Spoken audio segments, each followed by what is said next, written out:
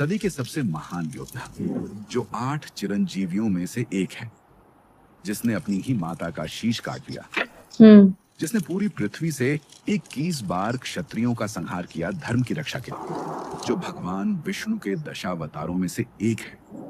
इन्हीं ने तैयार किए भीष्म पितामह, कर्ण और द्रोणाचार्य जैसे महायोद्धा।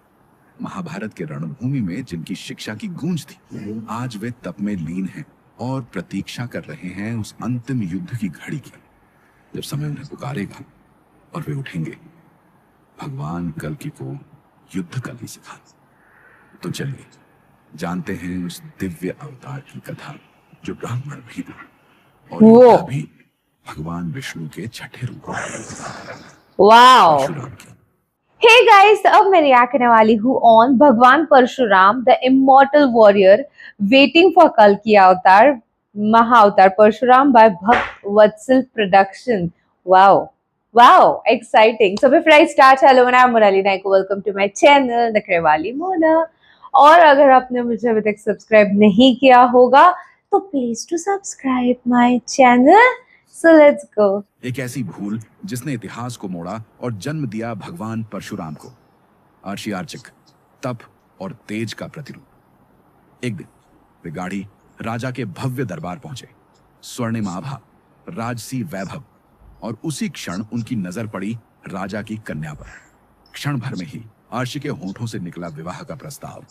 ऋषिवर, मेरी कन्या आपकी सेवा में प्रस्तुत है, लेकिन विवाह के बाद मुझे भी संतान प्राप्ति का आशीर्वाद दीजिए, क्योंकि मेरी बेटी के बाद मुझे अब तक कोई संतान नहीं हुई है। ऋषि सहमत हुए। 2 चरु यज्ञ प्रसाद बनाए, एक सत्यवती के लिए ब्राह्मण गुण वाला है, एक रानी के लिए क्षत्रिय गुण वाला है। लेकिन रानी को शंका हुई कि ऋषि ने सत्यवती को श्रेष्ठ प्रसाद दिया होगा। उसने दोनों प्रसाद बदल दिए। अब सत्यवती ने क्षत्रिय गुण वाला प्रसाद ग्रहण किया और रानी ने ब्राह्मण गुण वाला। जब ऋषि ऋचिक को यह पता चला, वे बोले, अब यह विधि का विधान है, सत्यवती के गर्भ से क्षत्रिय तेजस्वी पुत्र जन्म लेगा। सत्यवती ने विनती की, स्वामी, हम तो वनवासी जीवन जिएंगे, यह अनिष्ट होगा। ऋषि ने तब से गर्भ को शुद्ध किया। अब तुम्हारा पुत्र ब्राह्मण होगा, लेकिन तुम्हारा पोता क्षत्रिय होगा। और फिर जन्मे सत्यवती से जमदग्नि और रानी से विश्वामित्र। त्रेता युग का उदय हो चुका था, सत्ययुग बीत चुका था, वो युग जहां धर्म स्थिर था। सीरियसली विष्णु और महेश की मर्यादाएं पृथ्वी पर भी दिखाई देती थी। क्या खूबसूरत युग होगा। सूरज उगा, उसके साथ सत्ता का अंधकार भी फैलने लगा। वे अब धर्म के रक्षक नहीं थे, बल्कि स्वयं धर्म के सबसे बड़े शत्रु बन चुके थे। और तब महर्षियों और ब्रह्मर्षियों ने सभी देवताओं की सभा बुलाई। सप्तर्षियों ने साक्षात ब्रह्मा से प्रार्थना की, हे सृष्टिकर्ता, अब धर्म को बचाने के लिए पालनकर्ता को अवतरित होना होगा। ब्रह्मा ने यह निवेदन भगवान विष्णु तक पहुंचाया और वहीं स्वयं विष्णु ने यह निर्णय लिया कि वे इस बार जन्म लेंगे एक महान तपस्वी महर्षि जमदग्नि के घर।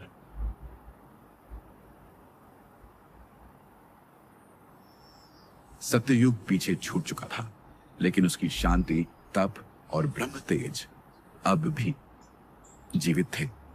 कुछ एक आश्रमों में, कुछ एक ऋषियों के हृदय में। ऐसा ही एक आश्रम था, रेवा नदी, आज की नर्मदा के तट पर स्थित महर्षि जमदग्नि का आश्रम। भृगु वंश के इस तपस्वी ने वेदों की लौ को अग्निकुंडों में जीवित रखा था। उनकी पत्नी थी माता रेणुका, एक महान पतिव्रता, योगिनी और अत्यंत संयमी आत्मा। कहा जाता है कि वे बहते जल में भी अपने चित्त की स्थिरता से कुंभ भर सकती थी, बिना एक बूंद गिराए। इस दिव्य स्थान और दिव्य समय में जमदग्नि और रेणुका के यहाँ जन्मे 5 पुत्र, और चौथे पुत्र थे राम। जहाँ एक ओर वेदों, उपनिषदों और ब्रह्म विद्या में वे पारंगत हो रहे थे, वहीं दूसरी ओर उनकी रुचि धनुष, गदा, तलवार और युद्ध कला में भी अद्वितीय थी। उनकी माता क्षत्रिय कुल से थी और पिता ब्रह्मर्षि। यह संगम ही उन्हें ब्रह्मतेज और क्षात्र बल का दुर्लभ समन्वय बना रहा था। लेकिन यह अभ्यास उनकी आत्मा किसी और ही स्तर की तैयारी में थी। यही कारण था कि एक दिन उन्होंने हिमालय की ओर प्रस्थान किया। ओम नमः शिवाय, ओम नमः शिवाय, ओम नमः शिवाय, ओम नमः शिवाय। गंगा तेज जटाओं में वाओ, कण कण में तेरा वास रहे। भस्म लगा के जो नाचे तू उस वाओ। तांडव में ब्रह्मांड डरे। भोले भोले हर हर बोले माय गॉड, मुझे सही में गूज़बम्प्स आ गए। शिवा।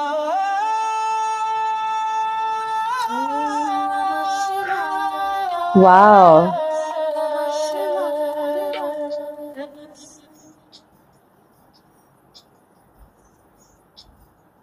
राम की तपस्या से प्रसन्न होकर भगवान शिव ने उन्हें दिव्य फरसा प्रदान किया और वे बने परशुराम। परशुराम केवल शस्त्र और तप में ही नहीं, बल्कि आज्ञा पालन और वैराग्य में भी उतने ही दृढ़ थे। एक बार माता रेणुका नदी से जल भरने गई। प्रतिदिन की भांति वे चित्त की स्थिरता से बहते जल से कुंभ भरती थी। लेकिन उस दिन क्षण भर के लिए उनका मन विचलित हुआ। एक गंधर्व को जल क्रीड़ा करते देखकर उनके मन में एक हलचल सी उठी। यह कोई पाप नहीं था, बस एक मानविक चूक। पर महर्षि जमदग्नि जैसे कठोर तपस्वी के लिए यह मानसिक अस्थिरता भी अक्षम्य थी। उन्होंने इस विचलन को पतिव्रता धर्म का उल्लंघन माना और तुरंत परशुराम को आज्ञा दी। जा राम और अपनी माता को मृत्यु दंड दे। ओ माय गॉड, कठिन थी, लेकिन परशुराम की निष्ठा और गुरु भक्ति उस भावना से भी गहरी थी जो मोह या संबंध से बंधे। उन्होंने बिना विलंब माता को वध कर दिया। यह दृश्य केवल एक पुत्र द्वारा माता की हत्या नहीं था, यह धर्म और भावना के टकराव की चरम परीक्षा थी। महर्षि जमदग्नि परशुराम की आज्ञा पालन शक्ति से अत्यंत प्रसन्न हुए। उन्होंने वरदान दिया, मांग पुत्र, जो चाहे मांग। परशुराम ने सिर झुकाकर कहा, यदि आप प्रसन्न हैं तो माता को पुनः जीवन दें। पिता ने आशीर्वाद दिया और माता, जो अभी कुछ क्षण पूर्व भूमि पर पड़ी थी, फिर से जीवित हो उठी, जैसे मृत्यु कभी हुई ही ना हो। और धर्म के लिए त्याग की परशुरामीय पहचान बन गया। त्रेता युग का समय था। मध्य भारत में स्थित एक महाशक्तिशाली राज्य था, माहिष्मती नगरी। उसका राजा था सहस्त्रबाहु अर्जुन हैहय वंश का शासक। उसे सहस्त्रबाहु कहा गया क्योंकि उसने भगवान दत्तात्रेय की कठिन तपस्या की थी और उन्हें प्रसन्न कर ऐसा वरदान प्राप्त किया जिससे वह 1000 भुजाओं वाला बन गया। दत्तात्रेय ने न केवल उसे बल, साहस और अपराजेयता का वरदान दिया, बल्कि इच्छाओं की पूर्ति करने वाली अन्यमा, महिमा, लघिमा जैसी सिद्धियां भी प्रदान की। सहस्त्रबाहु अब केवल राजा नहीं था, वह स्वयं को देवतुल्य समझने लगा था। उसके पास थी अपार सेना। वह शासन करता था अनेक जनपदों पर और उसके 1000 पुत्र भी थे जो उसके समान ही गर्वीले और बलशाली थे। माहिष्मती का वैभव बढ़ता गया, लेकिन उसी के साथ बढ़ा सहस्त्रबाहु का अहंकार। एक बार राजा वन में भ्रमण कर रहा था। घूमते घूमते वह आर्षि जमदग्नि के आश्रम पहुंच गया। आर्षि ने जैसे ही राजा को देखा, उन्हें पहचानते ही आदर पूर्वक स्वागत किया, क्योंकि उनके लिए अतिथि भगवान का स्वरूप होता है। राशि ने राजा को श्रेष्ठ आसन पर बैठाया, शुद्ध और स्वादिष्ट भोजन परोसा, यहाँ तक कि राजसी भेंट तक अर्पित की। राजा ये सब देखकर चकित रह गया। एक आश्रम में इतना आतिथ्य, इतनी संपन्नता। उसके मन में जिज्ञासा जागी। उसने आश्चर्य से पूछा, हे आर्षिवत, यह सब कैसे संभव है? आप तो वनवासी हैं, फिर भी ऐसा ऐश्वर्य। महर्षि मुस्कुराए। ओके, इसको मैं 2 पार्ट्स में रिएक्ट करने वाली हूँ, तो आपके रिस्पॉन्स पे है, because this is very interesting. इसकी म्यूजिक कुछ इतनी ज्यादा लाउड है कि इसका हमको जो कह रहे हैं वो सुनाई नहीं दे रहा। ठीक है, तो मैं इसकी म्यूजिक को थोड़ा कट डाउन करने की कोशिश करूंगी, बिकॉज एक्चुअली यहाँ पे कमेंट में भी सब का कि म्यूजिक इतना तेज है कि कथा सुनाई नहीं दे रही। सबके कमेंट्स, हाईलाइटेड कमेंट्स में सिर्फ और सिर्फ वही है। तो आप लोगों को ठीक हो जाए इसलिए मैं म्यूजिक को कट करने की कोशिश करूंगी। एंड ये तब ब्यूटीफुली दिखाया है, तप दिखाया है, विष्णु भगवान दिखाया है, फिर स्वयं महादेव जी आके उनको वरदान देते हुए वेपन दिखाया है। पर आपको भी वो वेपन वगैरह देखते टाइम मेरे को पता है आपको भी गूज़बम्स आए होंगे, बिकॉज वो नजारा ही कुछ ऐसा है कि वो वेपन दिया एंड एवरीथिंग, राइट। एंड अपनी खुद की माता का वध करके जब मांगो जो मांगना है तो उन्होंने वापस माता को ही जीवित कर दिया। तो उन्होंने अपने धर्म का पालन भी किया, जहाँ पे उन्होंने आज्ञाकारी है वो, जहाँ पे उन्होंने आज्ञा का पालन किया एंड देन उन्होंने वापस माता को जीवित कर दिया।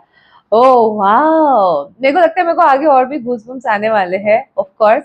एंड यू नो गाइस कि महाअवतार नरसिम्हा जब मूवी आई वहां पे अनाउंस हुआ था कि नेक्स्ट इज महाअवतार परशुराम।